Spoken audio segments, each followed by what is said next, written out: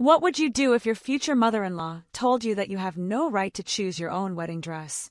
That it's not your wedding, but her son's wedding? Well, that's exactly what happened to me. And let's just say, she didn't see my revenge coming. I was 23, in love, and engaged after just 2 months of dating. My fiancé, let's call him Arjun, seemed like a dream at first. He was attentive, sweet, and even asked my dad for my hand in marriage. In my culture, when someone is serious, they don't waste time dating casually. They propose, and families get involved. Now, Arjun didn't earn much, and my father had his doubts. But I ignored every concern, thinking, love will fix everything. I wanted to believe this man truly valued me. But the cracks started to show when wedding planning began. In our tradition, the bride shops with the groom's family, and the groom shops with the bride's. My family explained this from the start. Arjun's family never said anything, until one day, out of nowhere, they went shopping for my wedding dress. Without me. I found out when Arjun casually called, saying, "Don't worry, I'll video call you and show you the dresses." Imagine that, my wedding dress, reduced to some blurry video call while I was buried in textbooks for my final exam.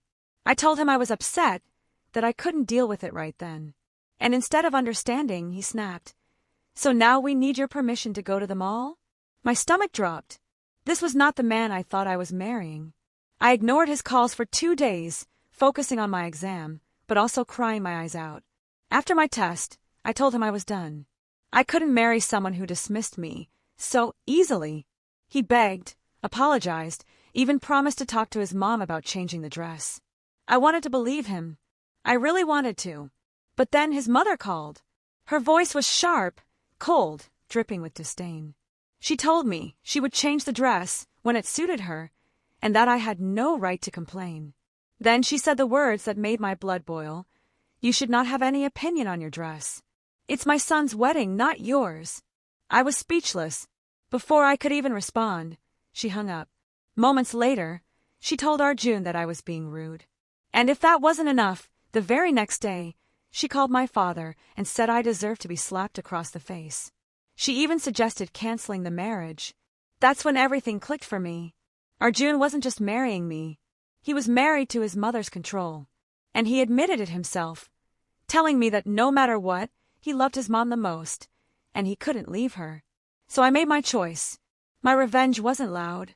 It wasn't dramatic. It was simply walking away. I ended the engagement. No more tears, no more begging for respect. I let them sit with the humiliation of explaining to their relatives why the wedding was canceled, why the girl they thought they could control decided she was worth more. And the best part? I heard through mutual friends that his mom was furious, embarrassed, and scrambling to explain the broken engagement. Meanwhile, I finished my exams, started fresh, and never looked back. Because the best revenge is taking back your power. Her words haunted me at first. That I didn't have a say. That it was never my wedding. But in the end, walking away was the strongest thing I could have done. I realized I deserve a partner, not a puppet tied to his mother's strings. And I got the last laugh when her own pride destroyed the marriage she thought she controlled. If you've ever had someone try to control your life, let me know in the comments. What would you have done if you were me? Don't forget to like, subscribe, and hit the bell so you never miss another story where karma comes knocking.